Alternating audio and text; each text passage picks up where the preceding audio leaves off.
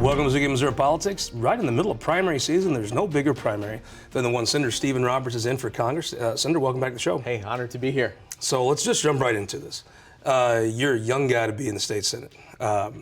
You jump right into a congressional race. Why did you decide this is the right race and the right time for you? Absolutely. It's really what I've been seeing at the national level. You know, you see all of this dysfunction, this, mentality of if I don't get everything I want, then nothing gets done. And folks are looking for people who can bring compromise. You can actually get things done. And just as you know from my record, being able to navigate a super Republican majority and still get big wins for the city of St. Louis, that's the type of leadership that we need in Congress. Congressman Clay, historic figure, historic family in Missouri history, Missouri politics.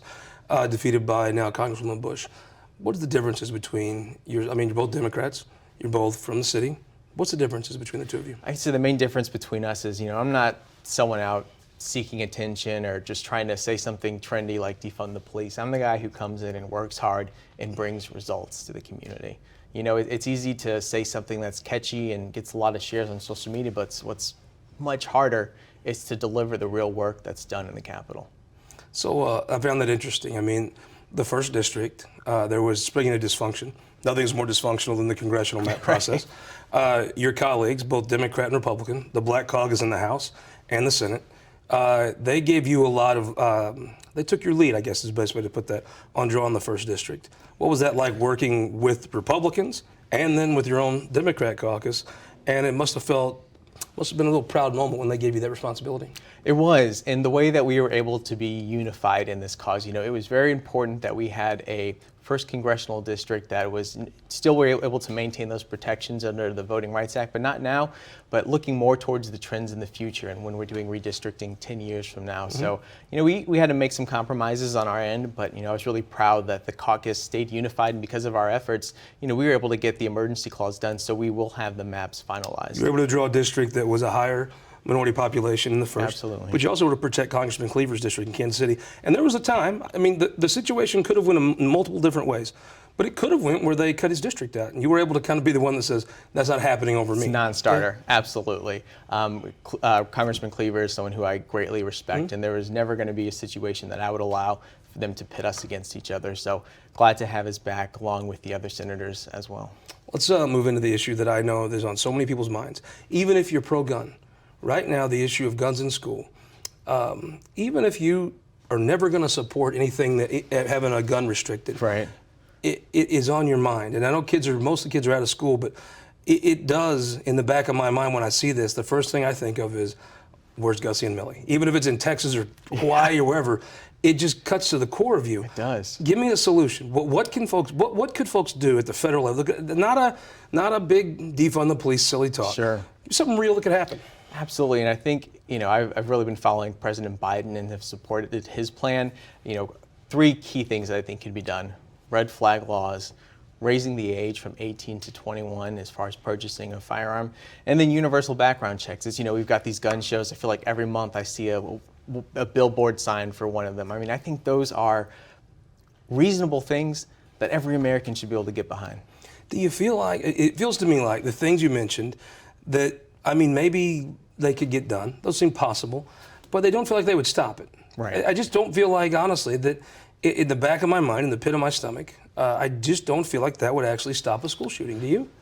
I think it's too complex of a question. Maybe the red flag law? Maybe that's where that might be what would apply here, right? I would think so, at the bare minimum, but it will make a difference. There's no one solution where I could say, hey, you know what, this will solve our issue with gun violence. But I'll tell you, I believe that if we do each of these 3 things, it will have an impact, and it would stop a shooting that may not have otherwise occurred. Well, let me just ask you the question.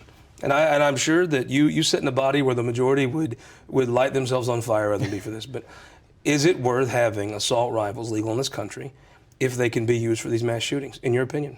I don't. I think it's the harm and the devastation. This doesn't happen in other countries. This is a uniquely American problem. And it's not hard to draw a line between that. These are literally weapons of war, and there's too many of them on the streets. Let's dig into another issue, Roe versus Wade. You can't get on Twitter now without just everybody either celebrating. There was even it looks like some sort of credible threat on one of the Justice Kavanaugh. It is it's an odd time to be alive. If this decision is what folks think it is, where they will now send this back to the states, give me your opinion, and what does that mean for Missourians? Absolutely. And first of all, I want to say I'm really proud. In my senatorial district, it is the only district that has one of the Planned Parenthood facilities that is still providing abortions in the state. And I've been honored to be a proud advocate for them and trying to protect them as best we can in a Republican-controlled majority. I mean, as you can see how difficult that is. Every year we hear something about them trying to take away a woman's choice. Let me break this down. I mean, practically speaking, to someone in your Senate district or in your congressional district, Right. really, right now, you would drive to the clinic over on Lindell in your district and pursue an abortion. But in reality, wouldn't you just drive 10 minutes across the bridge in Illinois, where you'd probably have an abortion that day with no restrictions? You don't have to go through the litany of things in Missouri you have to. Sure. I mean, for a woman, is it that much difference right now? Well, it's hard to say the same thing for folks who are in Columbia or other parts of our state who need those types of services. So I would say that's why we need to codify route. We need to take action at the federal level, so there is no ambiguity between state lines. Interesting. All right, let's dig into the campaign a little bit. Yeah. You took this on. Obviously, running as an incumbent, uphill task. Sure. Give me how you're going to win this thing. I'll tell you, what I'm hearing, folks are having buyer's remorse. They really didn't understand the representative that they were electing. Just recently, I was proud to get the endorsement of the 28th ward. This is one of the wards that is one of the more progressive wards in the city of St. Louis. It's the ward that's near that abortion clinic, correct? That's right. Yeah. Absolutely. And was able to get their endorsement and support. So I think you're starting to see that across the board in the city of St. Louis and St. Louis County as well. Break it down for me. I mean, you've got an incumbent member of Congress. She's a member of the Democrat caucus. Sure. Then in Congress, all these other caucuses, member of the Black caucus, the Squad, or the Progressive caucus. Right now, will you see folks from the leadership in here? Will you see folks in the Black caucus leadership in here campaigning against you? And how will you handle that? I'm very confident that the leadership of the Black Caucus will not be here. You won't see them campaigning her or supporting her. She has done a very good job of burning bridges, not just with, folks on the other side of the aisle, but her own caucus members. So, we've got a great team of support behind me. We're going to be rolling out some more of our endorsements in the coming weeks. And, we're excited. Just someone who has voted against so many things that are the priorities of many St. Louisans. Take the infrastructure vote. Pulling up lead pipes so our children could have clean drinking water, fixing our roads and bridges. You've got someone who is voting against sanctions for Russia, a country that is literally committing war crimes, murdering men, women, and children, and throwing their bodies into mass graves while you're supporting sanctions against Israel. What does that say about the mindset of someone who could do that? Break this down for me. I've always heard in these congressional races, in the race that Congresswoman Bush won, Sure. defeated Congressman Clinton, there was a lot of outside groups. I know the federal law, if people think the state law is ridiculous, which it is on campaign finance, the Sure. federal might even be worse. But do you anticipate a lot of money coming in from out of the state? I think that's probably her main avenue. Probably both ways, though, right? Yeah, that's fair. And for her, I think out of her latest report, she's sitting around $250 cash on hand. We'll see. One of the things that I think had good intentions but ended up backfiring, especially in our state, is you've got folks creating all these PACs when we didn't have limits. Folks could where the money was coming from. Yeah, absolutely. I thought that's one thing that I know the Republicans took a lot of heat for, but just in the state making it where you can take any check you want, any amount, but you got to document it. Right. And I thought maybe they should have documented maybe monthly, like when you reconcile a bank book. Absolutely. But that system, in hindsight, was certainly more transparent than this system. And I think the politicians prefer to have the money in their account that they control. They'll take the heat for it, but they'd rather control the money than this silly system where everybody kind of breaks a law half the time. You don't even know what the law is. Right. It just is. Reformers meant well, but boy, it hasn't worked. It hasn't, and it said that's one of the unintended consequences is now you're not able to as easily trace those connections as far as who is really supporting these candidates. Are these really folks from our state? Or are they coming in out of state? Who's really behind an individual? So you got a head of steam coming into this. You announced district is something that you know very well because you were probably the chief architect of it. At the end of the day, what's going to be the difference and why should folks vote for you? At the end of the day is folks want someone who is actually going to be able to get things done, someone who's going to stand with President Biden and work to find solutions as opposed to just burning everything down. I think folks are tired of people just complaining, saying, identifying all these problems, but not being able to work towards a solution. You take this slogan of defunding the police. What we need to do is reform the police. We need to hold bad officers accountable, and we need to get more funding so they can have the proper training to deal with the plethora of situations that they're faced with. Last question. There's been some political upheaval in St. Louis recently. Some folks on the Board of Aldermen at City Hall are now under indictment. Been some resignations. Sure. When you see that, and it's in your district, you have a long history in this city. What do you say to folks that maybe question, when you see these things happen, it happened in the county recently, St. Louis Sure. County, you question how much you can trust the city government, trust government, period. What do you say to folks that look at this and say, oh my gosh, there's St. Louis again? Right. Well, I'll tell you, I was both shocked and stunned hearing about those indictments rolling out. But I'll tell you, from my 6 years serving in Jefferson City, I feel like politicians, we elected officials get a bad rap. Democrat, Republican, the far majority of folks that I work with on a daily basis, everyone's trying to do the right thing, trying to do what they think is right in a given situation. And it's the rare occurrence where that's not the case. I think you're right about that. I do.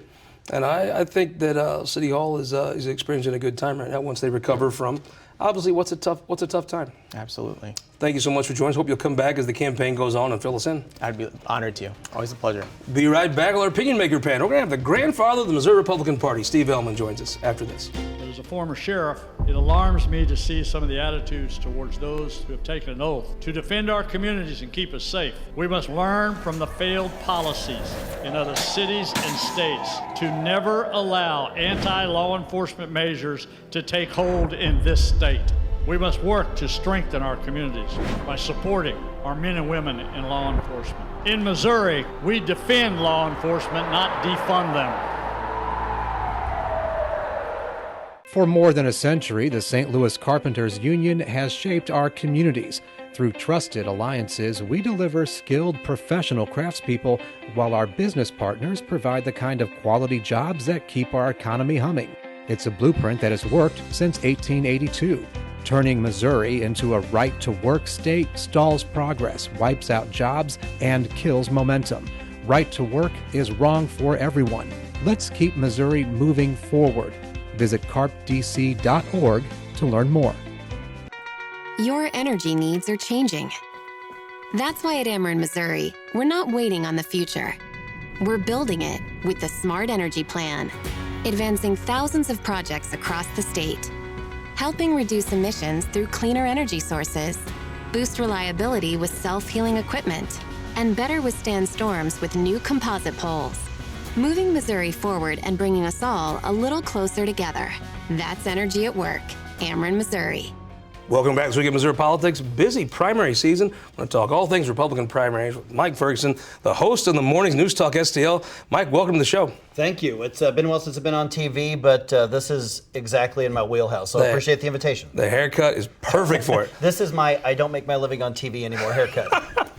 Tim Brinker, freedom-loving Franklin County, got the tide approved. Welcome back to the show. Thank you very much for having me. It's always exciting to be here. And everything's coming up, Ehlmann, the grandfather of the Missouri Republican Party, the man who's done it all, the man that makes you proud to be Republican. Mr. Ehlmann, thank you for joining us. Thank you, Scott. Big week for you. You were looking at a long summer. Still got an opponent, but maybe a little more relaxing summer than maybe you were looking at before. Well, our plan is the same. We're going to do the same things that you need to do, and you know what they are. And maybe we won't have to spend quite as much money, though. And the news you're talking about, obviously, is Senator Unger was running in the primary issue for county executive. He dropped out this week.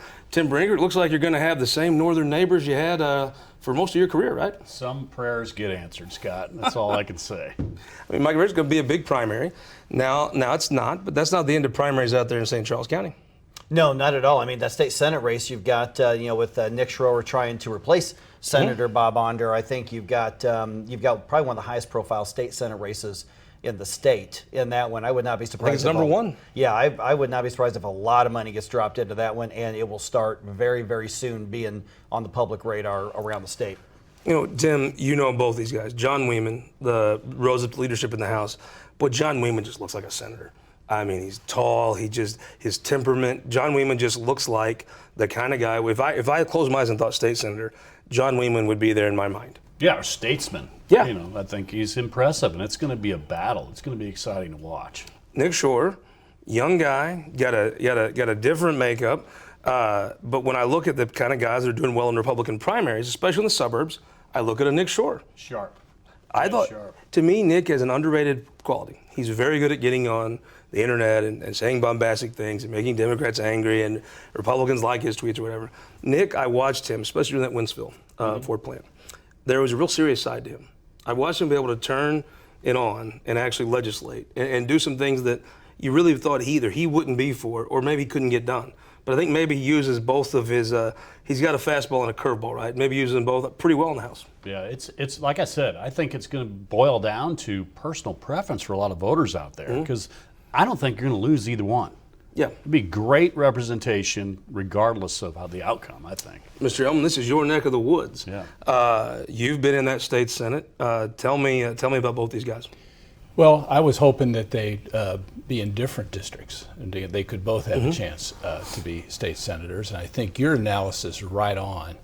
In the old Senate that I remember, Yes. that I John was Wheeman in, could have sat right in that there. I was in 20 years ago, John would fit right in. Nick would have been different then. Yeah. But today, he may fit in well in the Missouri Senate. But it'll be an interesting race. So let's talk, speaking of interesting race, Mike Ferguson. They're running for U.S. Senate. They've all been in and out of News Talk, STL, in some form or another, all the candidates. Most of them. Break it down for me. I mean, let's start. I think Martin McCloskey, Senator Schatz, they're going to do something to shake this race up, right? Yeah, I mean, Mark McCloskey and Dave Schatz, to me, aren't really factors in the overall picture unless you're looking at where their votes are coming from. This, I think you've got obviously Eric Greitens, Eric Schmidt, and Vicky Hartzler, and I think Vicky Hartzler is underrated if you're looking at the horse race aspect of this. But one of the recent polling, if you trust the polling, and I'm questionable about the state of polling right now, is the huge number of undecided voters. And I don't think that they're undecided about Eric Greitens. I think they're undecided about Vicky Hartzler or Eric Schmidt. I think you either really like Eric Greitens or you really don't. So I think the numbers that we're seeing for him, that's his ceiling. I don't think he goes much higher, but I think that there is still an upside and growth potential in votes for Vicky Hartzler and Eric Schmidt. And I think both of them have a path to victory. Start at the end here. You know Dave Schatz very well, as do I. I couldn't think higher of someone than I do Dave Schatz. Serious person, done serious things in state government. But thus far, he started a little later than some. Thus far, you're not seeing that reflected in the polling. Yeah, he sure has. I mean, personal friend. He golfs okay, but I won't tell him that. The fact of the matter is, yeah, he's from Franklin, President Pro Tem of the Senate currently. Who's going to fill those shoes? You know, is it Well, Caleb? you know Dave Schatz well, better than anybody on here. I assume you're voting for Dave Schatz? You know what? I'm going to have to. Tell folks why. Dave's a friend of mine. He'll speak to you as though he cares about you, because he does. Yes. And I really, truly respect that in an individual that can bring those personal feelings across and extend them and make that connection. And he's shown that he can deliver goods. He can deliver goods that aren't popular and get it done like he did with the fuel tax. Or, I'm sorry, the fuel opportunity. There you go. Is what I'll call it. But, it's impressive. It's Ehlmann, building consensus. We were reminded all session that St. Charles County produces the most Republican votes in the state. Obviously, that will have a big say in how this race turns out. Handicap where folks are right now in St. Charles County. Boy, I know where I am. I've supported Eric Schmidt from the first week, and I'm still obviously supporting him. But I think you're right. I think there's a top for Greitens, and it's just a matter of those two or three others. If they can make a push, there's an opportunity there. All right, explain to me. I have a theory. If your listeners had dinner with Billy Long, 80% of them would vote for him. I think they would like it. Billy's a really people just don't know likable, him? very gregarious. He's his district. He's going to do very well in his district. Very popular. He won a big scramble jungle primary the first time he ran. Which they're all Republicans in his district. All right? district, very red, very high percentage. They would really, really like him. But I also think when you look at the listenership that we have at News Talk STL, you want people who are fighters. And I think that's what's going to appeal to a lot of people across the state, is who's going to be that Ron DeSantis type of fighter, that Donald Trump type of fighter. Who is it that I know is going to go in there and proverbially punch somebody in the face to take on the threats that we have economically, culturally, all that sort of thing. I think that's more of a deciding factor for a lot of voters. And with Eric Greitens, I think it's either you like him or you don't. I mean, Again, I don't think he's got much more of a growth opportunity for growth. Where he's at is where he's at, and he better hope everybody else stays where they are now. Steve Ehlmann, I mean, replacing Roy Blunt, my God. I mean, when you look at the Mount Rushmore of Missouri senators, you'd have Thomas Hart Benton, Kid Bond, maybe Eagleton or Symington, then you'd have Roy Blunt. I mean, the things he's done for this state has been amazing. And he really, the funny part is, I agree, I think people want a fighter. What they have is a guy that has been a great statesman and delivered things. They'll drive on a road Roy Blunt built and drink water that Roy Blunt cleaned and flush a toilet that Roy Blunt had not run into the groundwater, and they'll be wanting a fighter that could probably do none of that. It's an interesting dichotomy. I'm sure you've seen Roy operate, know how he operates in the Senate, and yeah, he fights very, very hard, but in his way. Yes. And I would argue that he's been a tremendous fighter for the people of Missouri, but he's also been a winner. Yeah. Because he knows how to make things happen. He knows how to get things done. I mean, it's one thing to come home and talk about how you fought for things. It's even better if you can come home and say, I fought and we won. Look what we were able to pass in Congress. Look what we were able to pass in the legislature. And I think it's going to make a better life for you.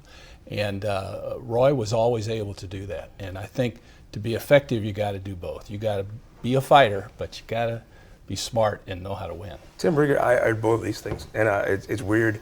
You have folks on the panel agree with both of them. I think folks want a fighter, but I also think that, I mean, let's be honest. We as Republicans, have we just decided we'd rather fight than win? I mean, that's kind of what it feels like to me sometimes. And to some, that's been the case. Now, what do we want as Missourians? You know, the show me state, show me results, show me effort, and you'll be rewarded with another vote. But those results got to come. And that's where Senator Blunt has really delivered. And I draw a lot of similarities to him and Steve Ehlmann, being a great historian and applying that history and that track record to today's events and needs and bringing them forth. It's impressive. Well, Roy and I were both history teachers in high school. That's see? That isn't it. I like that. I mean, do you feel like, I mean, you talk to more Republican activists in a given day than I do. It feels like when I go to events, not just in St. Louis, but primarily the suburbs, it gets a little less outstate. If they could pick a guy that fought and got nothing done, or a guy that got things done, I'm not sure they might pick the fighter. You're not sure they won't pick the fighter? I think they would pick the fighter, yeah. Oh, yeah, I think they'll pick the fighter. I think right now that's where you've got, I mean, you look at whether it's the national or the state, I mean, the knockdown, drag out over all these highly charged emotional issues. For instance, you talk about getting things done. The Conservative Caucus, for instance, they were very proud of stuff that they stopped. You know, that to them was a win, and there are a lot of voters who are looking at stopping bad ideas as a win. So I do think that they want that fighter, and you know, Vicky Hartzler and Eric Schmidt and Eric Greitens are all going to be allies with Donald Trump to some degree. You know, if and when he runs and possibly wins again his presidency, but they're all positioning themselves as, I'm going to be the uncompromising fighter. I'm not going to betray the values. I think that is that's what's going to determine a lot of these votes in the suburbs and outstate Missouri. Speaking of that, let's talk about a state senate race in your neck of the woods. You've got a three-way race in Franklin County, but you brought in Herman, Warren County. Tell folks about the race. Yeah, the 26th. So you got Bob Jones, Ben Brown, and Ben Brown has been on before. Nate Tate's been on. Tell folks about Mr. Jones. I'll tell you what. Bob's a nice guy. He gets it down to earth. It's going to be an interesting battle as to, you know, the Ben Brown, obviously the anti-Sam Page, the Nate Tate, the establishment guy, or Bob Jones, the businessman, retired, looking to step into the game and present himself and his successes. So it's going to be very, very fascinating to watch this unfold. It's going to be a hot seat. Let's roll a couple of predictions here on this U.S. Senate race. So what do you think the person that wins this race, what percent would they have, this primary? I think somebody can win this race with 26 or 27% of the vote in the primary, which makes it anybody's game at all. Who do you think the winner walks out with on election night? Percentage-wise? Yeah, I'm thinking 22 points max. Really? What do you think? I was going to say 28, right for you, 26. See, I think if it's 25-26, Eric Greitens is probably the winner. If the winner has more than that, I think it's probably somebody else. Maybe Schmidt or Hartzler. A lot of dirt to shovel yet. Yeah, sure. Yeah. I mean, I think there's going to be some unveiling yet to be told. All right, so I'm going to ask you the impossible. Donald Trump obviously would make a difference in this race. We've seen his endorsement kind of hit and miss with different folks. I believe if he endorsed like a Vicky Hartzler, he would bring a whole different group of people to her. she might be unstoppable. If you endorse Eric Schmidt, if your whole campaign is grinding as I'm the most loving of Trump, if he shuns you, that's tough to get over.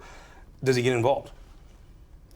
If he was going to, wouldn't he have done it by now? This feels right. What do you think? Yeah, I kind of lean that way. I think he'd have been forthright because the longer this goes with the indecisiveness, I think the more valuable it becomes, and perhaps he will jump in late. Well, I mean, if you're him, it's got to be a little old because you got everybody in your life grifting something off the U.S. Senate race. You got the JV kids are trying to get stuff, and just anybody that's ever shook his hands, like trying to sell their endorsement to somebody in Missouri. Pardon me, sir. Yeah. What happens? Does the president pick a horse here? I think if there's a clear winner with his endorsement, yeah, but I don't know that there's an upside for Donald Trump making endorsement anytime soon. I think that you're right. I think the longer that he waits, the more valuable it becomes. I think if I were his strategist, not that he would listen to any strategist, he just does his own thing, I think he's going to look to say, okay, where can I guarantee myself an endorsement win? And that may have as much to do with an endorsement with him, but I don't see a value add for President Trump. Here's the interesting thing. You're saying that Republicans, and I agree with you, might pick a fighter over a winner. Donald Trump, the guy they're probably modeling, he'd rather pick a winner. Yeah, because Donald Trump's focused on 2024 and likes to win. what kind of Congress he's going to have around him. He's going to want people that he can trust, and that may make somebody question. I think he just kind of likes being right. I picked this guy. He's my guy. With a minute left, Mr. Ehlmann, who won the week? Who won the week? Brett Kavanaugh. Yeah. He survived. But it's a terrible commentary on where we've come to in this country. It really is. Who won the week? Well, my neighbor, Steve Ehlmann, in the St. Charles County, folks. God bless America. Who won the week? I think potentially the citizens of the city of St. Louis with the corruption indictments. There's going to be, at least for a little while people are watching, a real effort to try to clean up St. Louis. Whether it works or not, we'll see. I think you stole the real winner of the week, Tim. But I'm going to say there was another person who dropped out of the race. When Representative Pikesman dropped out of the Senate race up in Lincoln County, over the way to Callaway, I think you might see Mike Carter. Probably heard him on the radio. I think he may be the winner of the week. It just may take him 6 weeks to win it. We'll see you next week from our Warrensburg studios for This Week in Missouri Politics.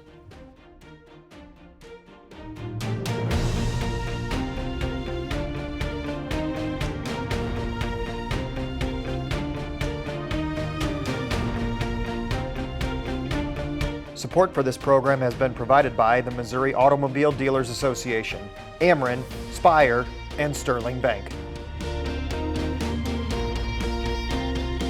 I'm a history buff, like I know a lot of you are if you watch the show. We're doing a thing of the history of Missouri. We're going to do it one county at a time. We call it Show Me Missouri.